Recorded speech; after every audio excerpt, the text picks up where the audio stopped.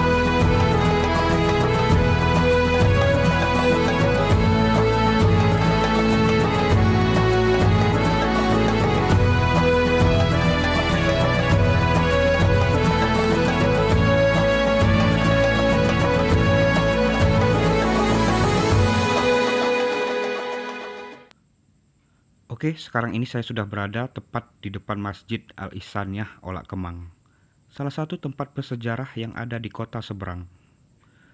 Masjid ini adalah masjid tertua yang ada di Kota Jambi. Letaknya berada di Jalan Kiai Haji Ibrahim, RT 05, Kelurahan Olak Kemang, Kecamatan Danau Teluk, tepatnya di pinggiran Sungai Batanghari.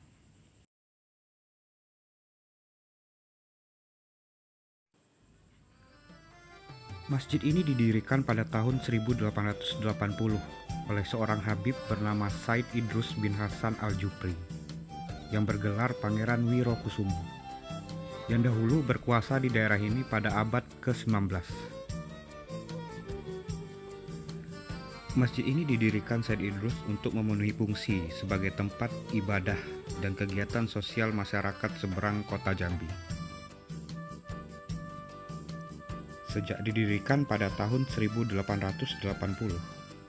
tempat ibadah ini telah beberapa kali mengalami pemugaran dan perluasan. Ciri khas yang mencolok dari masjid ini adalah banyaknya terdapat jendela-jendela. Jendela-jendela yang dipasang berpasangan. Hanya tembok yang kita lihat ini yang tidak ada jendelanya. Kita lihat sisi sebelah sana yuk.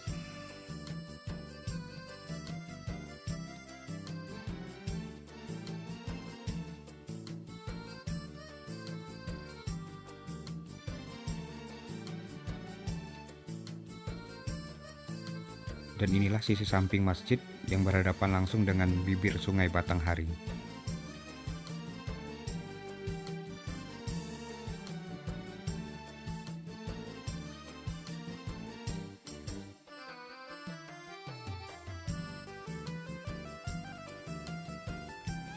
Bisa kalian lihat di depan kita ini adalah Sungai Batanghari, tepat di samping Masjid Al-Ihsaniyah.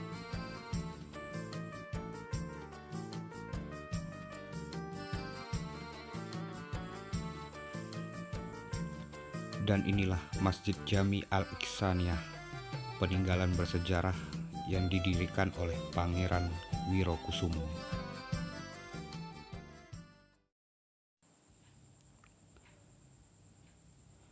Pangeran Wirokusumo sendiri wafat pada tahun 1902, dimakamkan di depan Masjid Ihsaniyah ini, tepatnya berada di depan kita ini. Yuk, kita ke sana.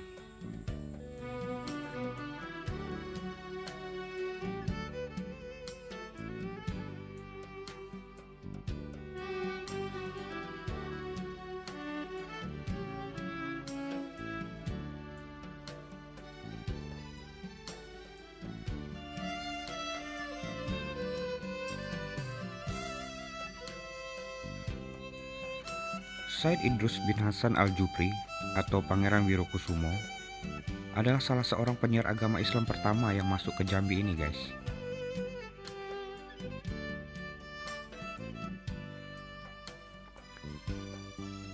Dan pusara yang besar ini adalah makam dari Pangeran Wirokusumo ini.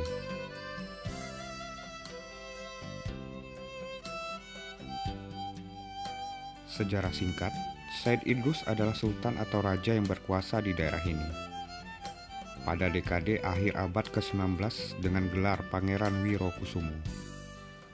Beliau merupakan seorang ulama keturunan Arab dan Yaman. Said Idrus bin Hasan Al-Jupri wafat pada tahun 1902 dan dia dimakamkan di depan Masjid Ihsaniyah yang didirikannya. Dan tanggal kelahiran Said Idrus ini tidak diketahui. Satu-satunya informasi dari dokumen Belanda yang menyebutkan bahwa pada tahun 1879 Said Idrus berumur lebih dari 40 tahun.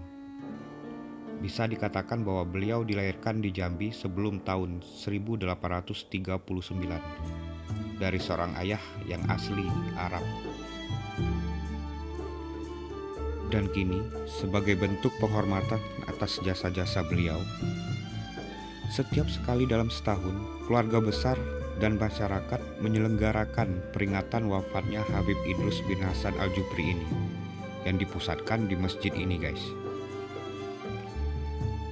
Peringatan tersebut setiap tahun turut juga dihadiri oleh tokoh agama, alim ulama, cendekiawan, gubernur, dan undangan lainnya.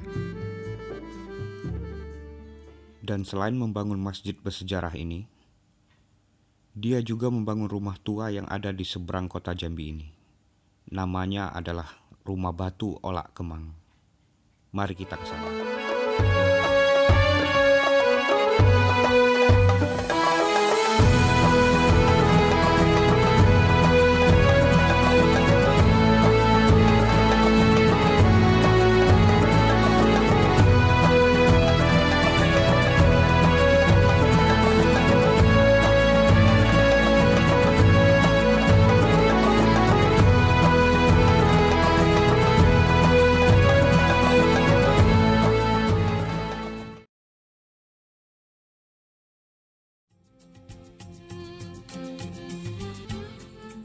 Dan inilah Rumah Batu Olak Kemang.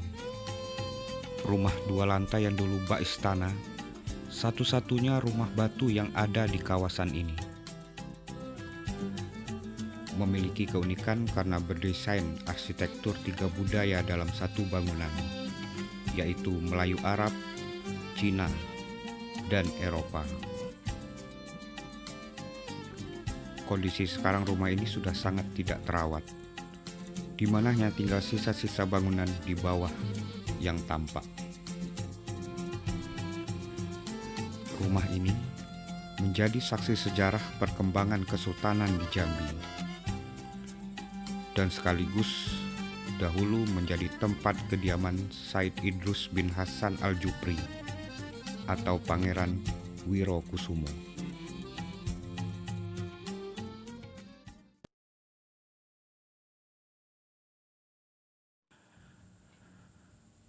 Sekarang saya sudah sampai di kawasan Rumah Batu Olak Kemang, tepatnya di Jalan Kiai Haji Ibrahim, RT 02, Kelurahan Olak Kemang, Kecamatan Danau Teluk, Kota Jambi. Dan inilah lokasi dari Rumah Batu Olak Kemang. Dan tepat berada di depan kita ini adalah papan pemberitahuan sebelum masuk ke kawasan Rumah Batu Olak Kemang ini.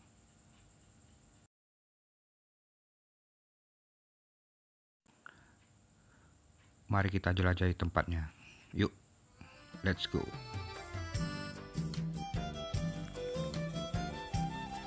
Inilah kondisi sekarang sisa-sisa bangunan rumah batu peninggalan Pangeran Wirokusumo. Kita coba masuk yuk.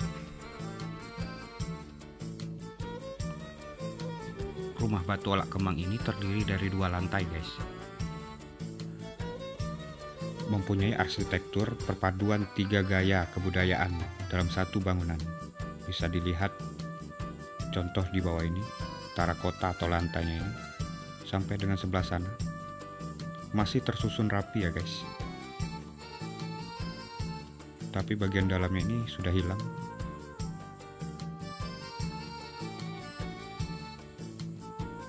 Di dinding atau di tiang ini juga terdapat ornamen-ornamen yang terbuat dari semen dan batu. Jendelanya ini sudah pada hilang.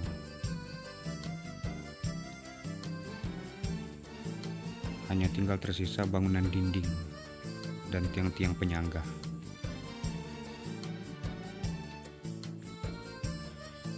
Jadi kalau melihat unsur Eropa di sini terlihat dari sisa-sisa bangunan seperti lantai dan dinding yang terbuat dari bahan dasar batu dan semen, yang dulu digunakan untuk rumah-rumah yang ada di Eropa sana. Dan dulu rumah ini adalah satu-satunya rumah dengan bangunan berbahan dasar batu yang ada di kawasan Olak Kemang ini. Nah, bisa kalian lihat di sini sisa-sisa lantai atau terakotanya.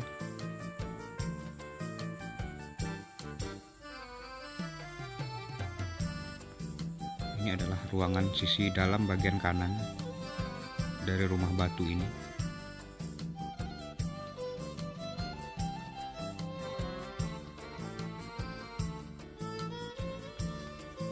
Kalau kita lanjut unsur 3 kebudayaan tadi. Jadi kalau unsur Cinanya yang terdapat di rumah ini itu bisa kita lihat dari bentuk atap, gapura, dan ornamen berbentuk naga, awan, bunga, dan arca yang ada di sini. Dan kalau untuk unsur Melayunya, kita dapat lihat dari bangunan bagian atas ini yang dahulu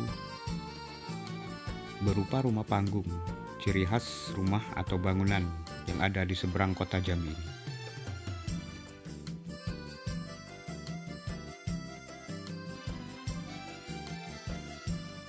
Ini adalah kondisi salah satu tiang yang ada di rumah ini.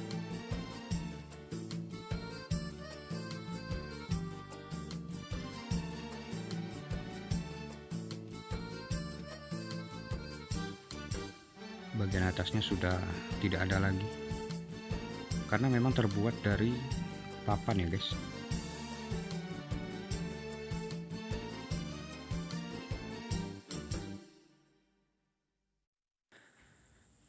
Dan bisa kalian lihat di sini ada sisa tangga terbuat dari batu.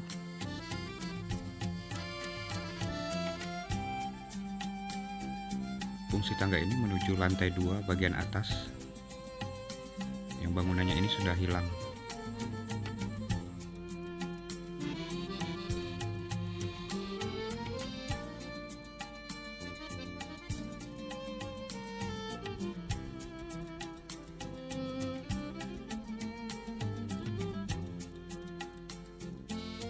Bisa kalian lihat di sini lapisan atau plasternya ini sudah pada hilang. Yang terlihat hanya batu bata yang sebentar lagi juga mungkin bisa akan runtuh.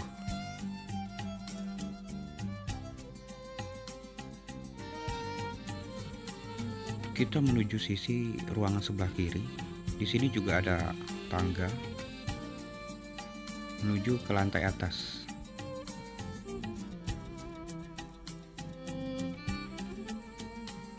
Mari kita coba naik yuk.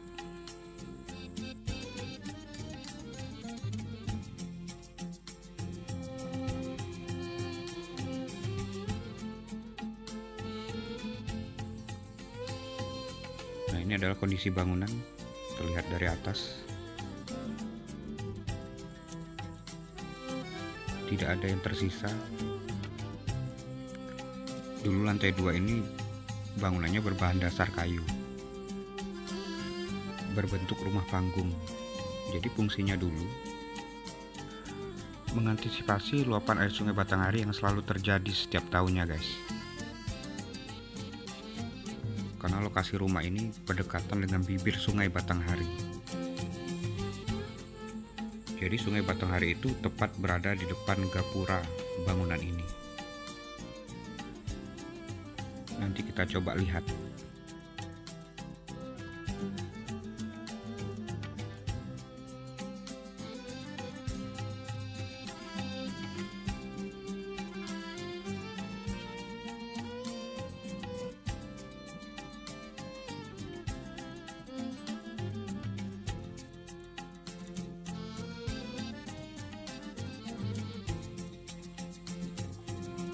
Nah, sekarang kita coba lihat sisi luar sebelah kiri dari rumah batu ini. Jadi dulu rumah batu ini terdapat dua kolam. Yang satunya berada di sisi luar sebelah kiri dan satunya lagi berada di sisi luar sebelah kanan.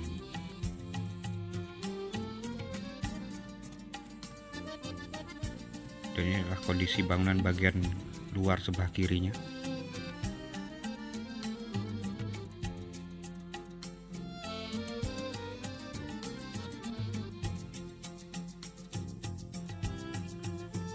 Nah, disinilah tempat kolam yang dimaksud. Jadi dulu terdapat satu buah gapura yang ada di depan kolam ini.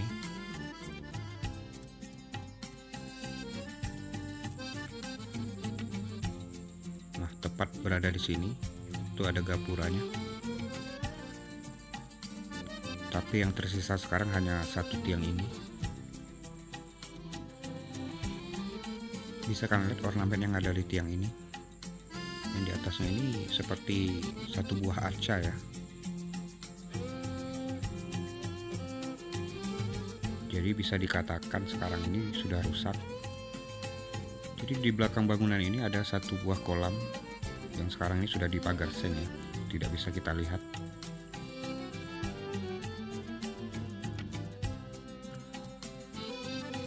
Dan ornamen-ornamen khas Cina itu juga melekat pada dinding bagian luar dari bangunan ini.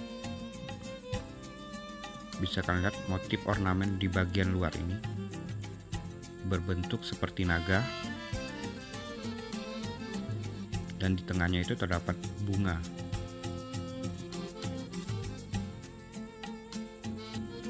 Sampai di sudut sebelah sini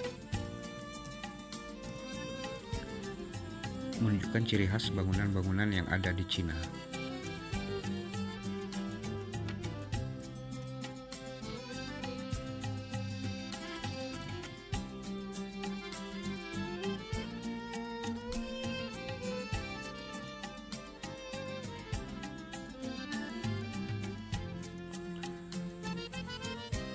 Dan ini adalah sisa bangunan gapura terdapat di depan rumah batu ini.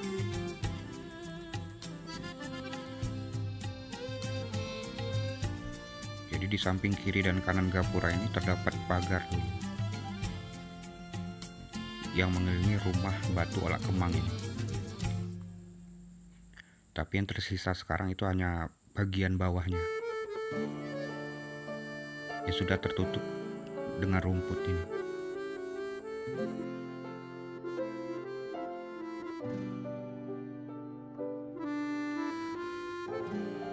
Dan menurut sejarah, ketika Pangeran Wirokusumo membangun rumah ini, dia mendapatkan banyak saran dari sahabat-sahabatnya. Salah satunya adalah Datuk Sintai, seorang pedagang berasal dari Cina yang beragama Islam. Singkat cerita, Datuk Sintai ini juga yang mengarsiteki bangunan rumah batu ini, termasuk bangunan Masjid Al-Ihsaniyah yang kita kunjungi tadi.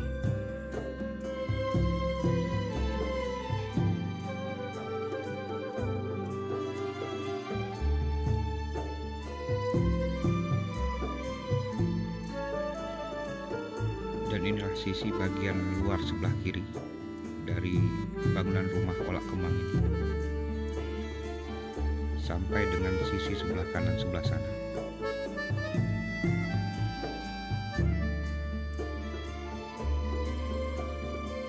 Sekarang kita coba menelusuri sisi bagian luar daerah depan dari rumah batu Olak Kemang ini. Jadi dulu Sungai Batanghari itu sekali dengan kawasan Rumah Batu Olak Kemang ini. Jadi sebelum Sungai Batanghari itu terdapat kanal kecil yang berada di depan kawasan ini. Makanya saya penasaran ingin melihatnya.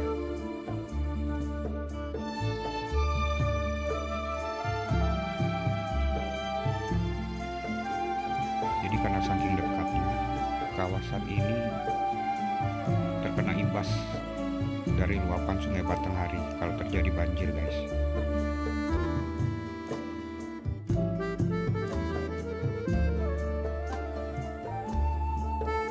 Nah, ini adalah kanalnya.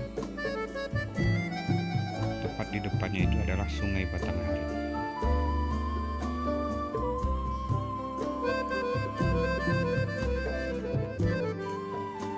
Oke, sekarang kita menuju samping sisi sebelah kanannya. Tadi sudah sebelah kiri. Melihat sisa bangunan kolam yang ada di sisi sebelah kanan ini.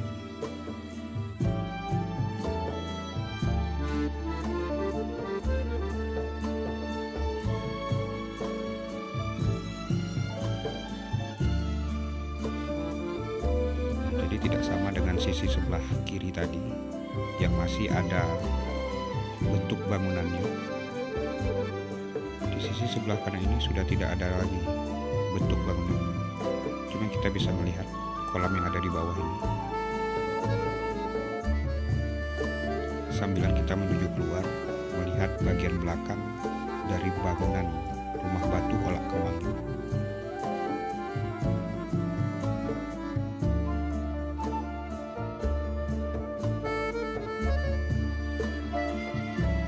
Dan inilah kondisi belakang dari Rumah Batu Olak Kemang.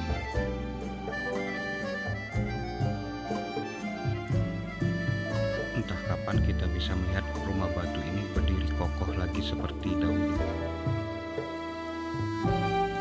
Dan perawatan rumah batu ini masih dilakukan hingga sekarang dengan seadanya oleh pihak keluarga Pangeran Wirokusumo.